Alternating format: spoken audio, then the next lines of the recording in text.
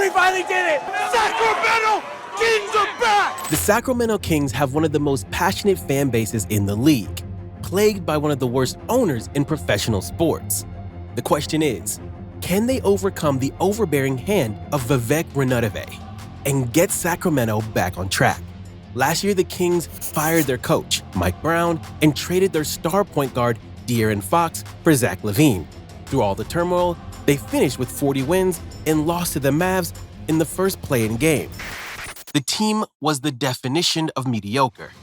Now their newly hired GM, Scott Perry, and first full-year head coach, Doug Christie, are going to need to figure out how to fit together a puzzle of talented pieces that just don't look like they fit together. First up, the Kings have one of the best centers in the league in Domantas Sabonis. Sabonis is an all-star, no doubt, one of the best bigs in the league. Well, at least on offense. Sabonis led the NBA in some major categories last year. Screen assists being one.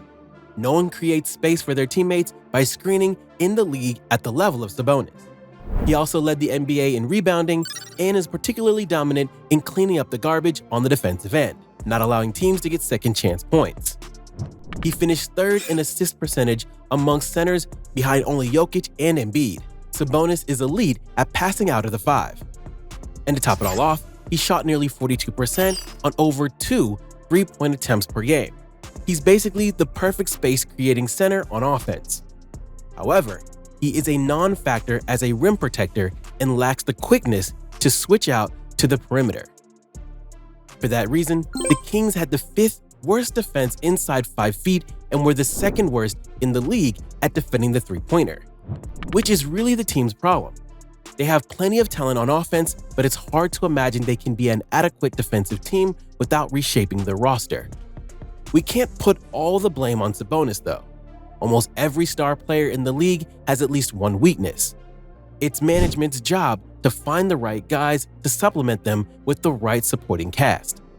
However, the previous Sacramento regime seems to have found players that play to Sabonis' strengths but don't protect his weaknesses.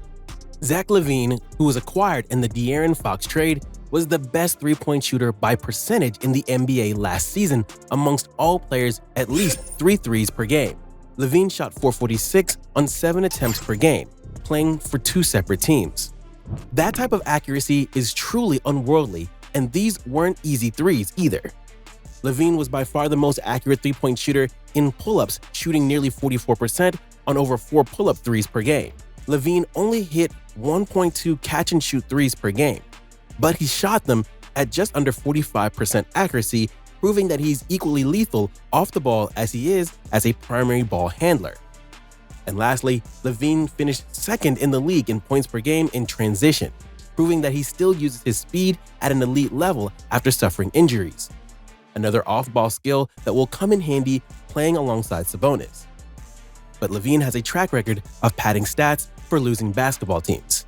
This is largely because of his history of injuries, but also due to his inability to figure it out on defense. He's been criticized as one of the worst defenders in the NBA. Some blame his defensive IQ and attentiveness, often failing to see players progress and losing his man off the ball. Others say he just doesn't care enough, which we would never accuse him of. Whatever the reason is, LaVine allowed his opponents to score at the highest field goal percentage after joining the Kings. The fact that he's due to make almost $50 million per season for the next 2 years is a tough pill to swallow as well. It's rumored that Vivek was the one that wanted to bring him in. Sabonis and LaVine have a lot of skills that could make them a dynamic pair on offense. Where Domas was in a drop. Oh, nice find, Zach LaVine. Here's Zach LaVine. He pulls one, splash! It's possible that if the Kings surround them with the right defensive pieces, that they could be better than the general public would imagine. And they still might be.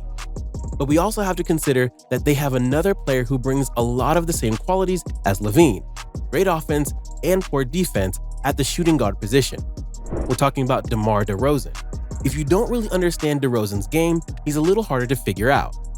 He's a volume scorer, but he's never really turned into a three-point shooter. His game is heavily predicated on the old-school mid-range pull-up. Therefore, surface-level analytics would say he's not particularly efficient. When you look at his stats like effective field goal percentage, and true shooting percentage, they fall right around league average. Yet he's still considered one of the best scorers in the league. How is that possible? Well, if you look at this chart, it has the least turnover-prone players in the league. The lower they are on the chart, the less turnovers these guys averaged per 100 possessions. DeRozan was the 7th least turnover-prone player in the league. However, the further the player is to the right, the higher their usage, basically meaning the more aggressively they looked to score on offense. As you can see, DeRozan's usage was significantly higher than the rest of the players, proving that amongst volume scorers, he's one of the best at protecting the basketball. If we dig a little deeper, we can see that his ball security was actually amongst the best in the league last year, even compared to the best players in the world. If you divide a player's usage by their turnover percentage, you get a measurement of the least turnover-prone players in the world relative to their scoring responsibility on their team. DeRozan scored a 3.85 in this stat, second in the league to the MVP SGA. Interestingly, he scored significantly closer to SGA than he did to third-place Donovan Mitchell, proving just how elite DeRozan was in this stat. However, much like other two-star players on the Kings, DeRozan is once again a poor defender. With all three of DeRozan, LaVine, and Sabonis coming back, it's hard to imagine they can be able to significantly improve in this category. And beyond that, the Kings also have Malik Monk, another athletic guard whose best attribute is putting the ball in the net. Actually, between Monk, DeRozan, and LaVine, Monk has shown the most point guard skills and possibly the most upside as a defender as well. He's only 27 years old, so he's the youngest of the three, and the most willing to come off the bench. But once again, not really looked at as an impact defender. The good news is that Sacramento does have some young players that can defend, and they fit in perfectly on offense as well. First up is Keegan Murray, who was once looked at as the future star of the team after an incredible rookie year. Unfortunately, Murray has seemingly regressed on offense since he was a rookie. In 2022-23, Murray shot over 40% from three, but this past season, he was closer to 34%. Still, when you look at his shot, it's clear that the mechanics are there. He's likely to bounce back. I don't know if he has star potential on offense, but as a catch-and-shoot specialist that can become a scorer who doesn't need to dribble much, he's an incredibly valuable asset. Probably a player who has a long way to go before he hits his offensive ceiling. Above that, Keegan Murray is the team's most valuable defender. At 6'8", Murray brings length, strength, and quickness on defense. He can guard 1 through 4 and even some 5s. The way Keegan Murray plays will likely make him an elite role player that would fit into any system perfectly in this day and age. Just a perfect complementary forward. He's not the only one who's impressed on defense in Sacktown either. The Kings have Keon Ellis, another guy who has shown shooting upside, particularly in catching shots, but has also shown some glimpses of having more to offer in Sacramento. Keon Ellis is an absolute hound, one of the best perimeter defenders in the league and likely another key part of Sacramento as long as they can work out an extension route with him. He's been surprisingly impressive from three, shooting 43% from beyond the arc last year as well. Murray and Ellis are both young and are the types of players that complement Sacramento's vets perfectly because they barely need to dribble to do damage on offense and bring the defensive versatility that the team needs. However, both players were on the roster last year, and it wasn't nearly enough to make Sacramento truly competitive. With that said, between the coaching change and the Fox trade, there wasn't much continuity to fall back on, and that likely contributed to Sacramento's struggles. Scott Perry didn't come in and really shake things up though. He surprised some fans when he signed Dennis Schroeder to a 3-year contract. Schroeder is undersized but feisty. He brings energy, competition, and will be another solid veteran leader in Sacramento.